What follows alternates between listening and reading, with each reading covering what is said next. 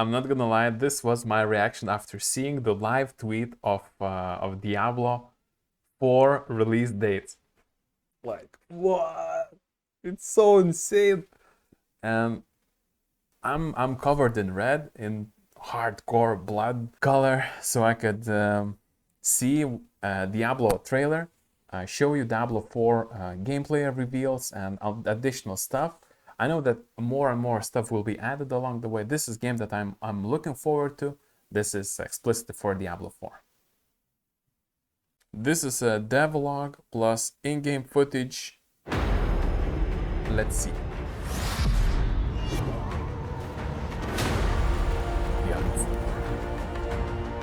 Sanctuary is the world in which the story of Diablo takes place. And it's the battleground for the souls of humanity and the fight between angels and demons. Sanctuary is a vast world, and there'll always be something new in every area, like hordes of enemies, safe haven towns, resources to gather, events, quests, and more.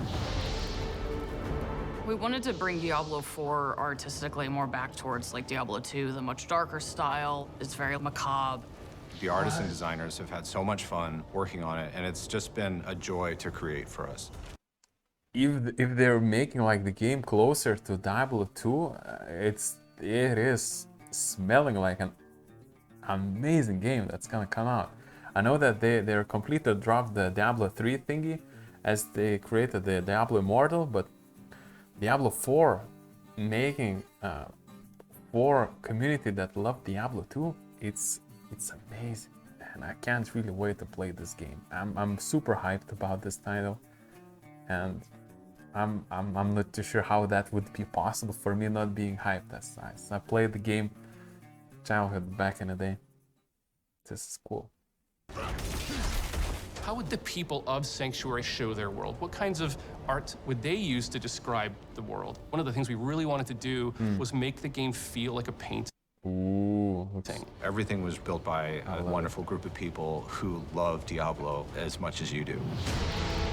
Thanks so much. We have 5 unique zones. Each of the regions has its own kind of flavor and ambient life. We take a lot of influence from what our concept artists give us, and I know they take a lot of influence from real life. There's Kyrgyzstan, which is this sort of desert. It's amazing with its sweeping sand dunes. Skazglen, which is inspired by Scotland. Fractured Peaks is inspired by the Carpathian Mountains. The Dry Steppes is sort of our mountainous desert region, and Hawazar is the swampy region of the south. Whether you're on a mount or on foot, it's a joy to go from one region to the next. Also, the region transitions are really beautiful and stunning to see. Making sure that it felt sort of geologically true was really important. If you walk from Fractured Peaks into Hawazar, you'll cross all of these waterfalls caused by snow melt. So you can actually see the snow melting in Fractured Peaks through waterfalls, entering into Hawazar and entering the large basin that fills Hawazar with all of the swamp water. We have all the different environments in the overworld, and we tried to make sure there was some parity with those in the dungeons. We have...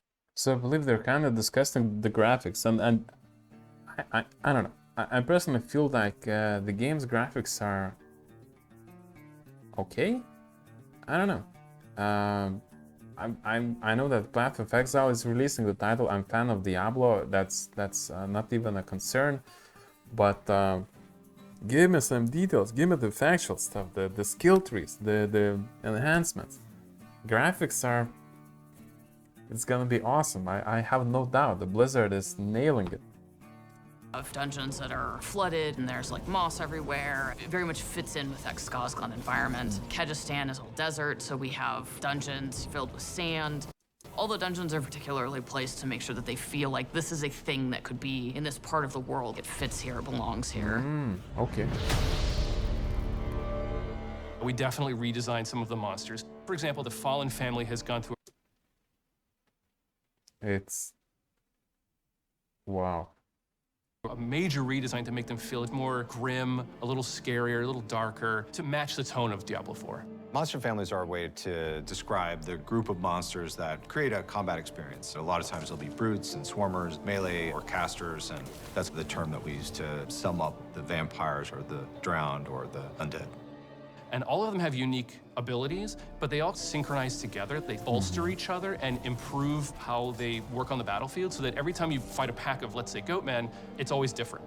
We wanted to make sure that the monster families all felt like they different different monsters do different things, so it's like different skilled abilities or just random skills. Wait.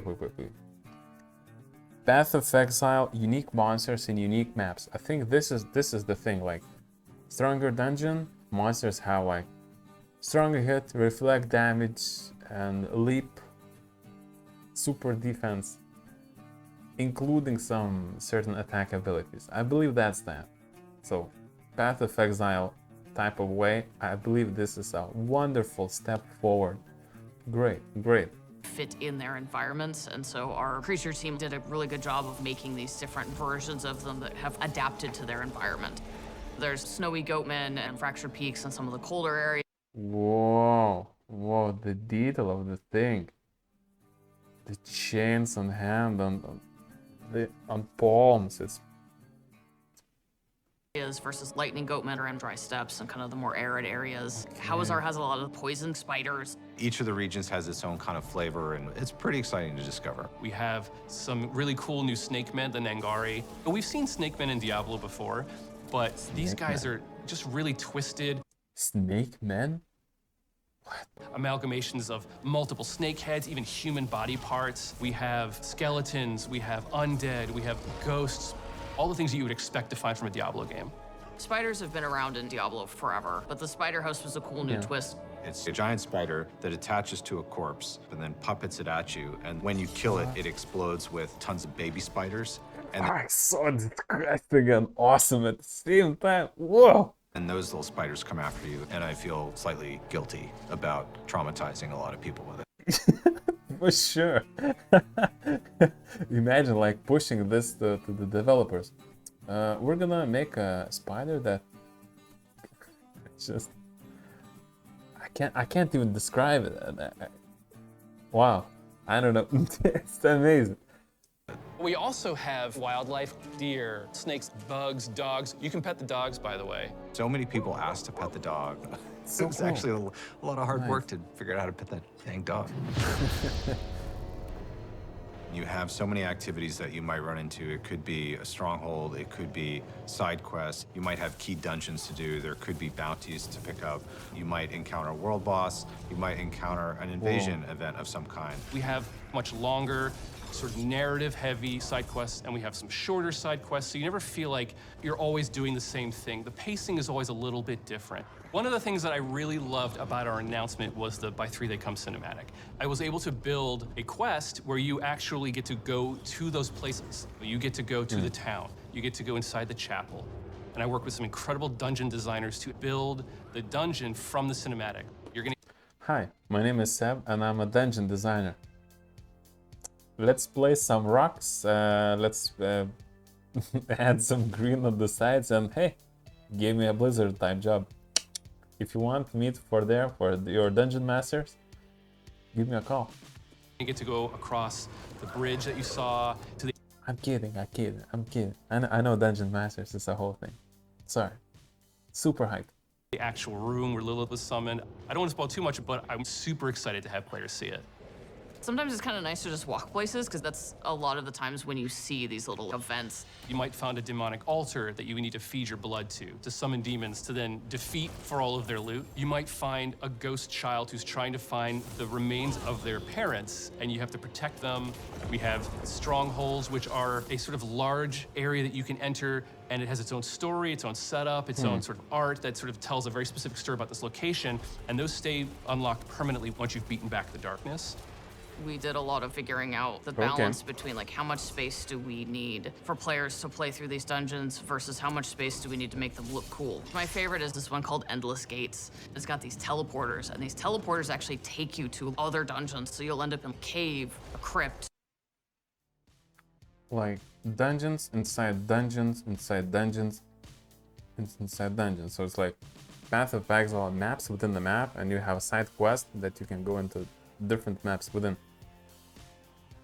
Amazing route. Just instead of saying maps, they will use another word like portal, dark entrance, I believe. Okay, this is good. Creating replayability for such an amazing game. Can't wait to see that.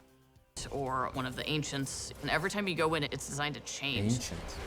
And there's dozens of villages and towns that you will run into. The cities and towns are designed to be hubs. They're havens. They're places where you can find other players. They're good places to do all of your usual inventory. Wait. They said thousands?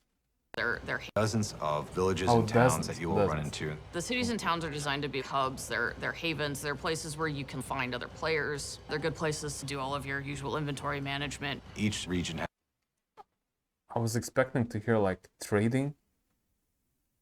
has its main city that you can get lots of side quests and lots of activities. Okay, I'm now curious about trading part. I hope that there's gonna be trading or some sort of auction. Individual loot sucks. We've really crafted the world to feel like there's always something just around the corner to find. In Diablo 4, you actually get to walk Sanctuary. It's a massive place that you can seamlessly explore with no loading in between zones, which is something brand new. Nice. It's a very immersive experience. No loading in between zones. That means like there's gonna be just FPS drops along the way.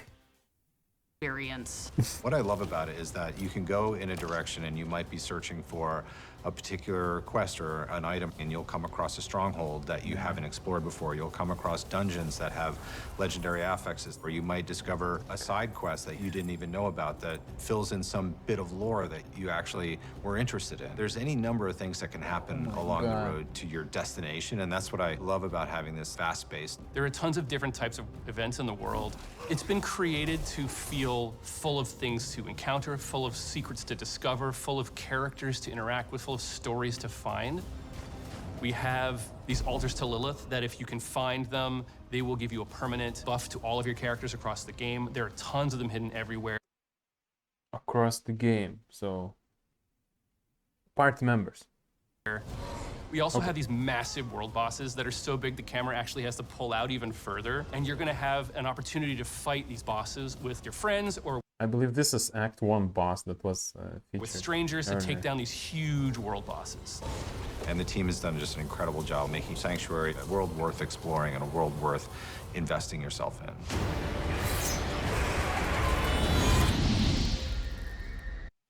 Pre-purchase now. Damn, that's the title. I think, yeah, this is something.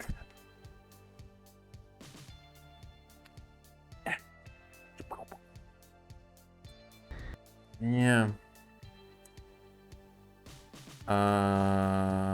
Super hyped. Extremely hyped. Okay.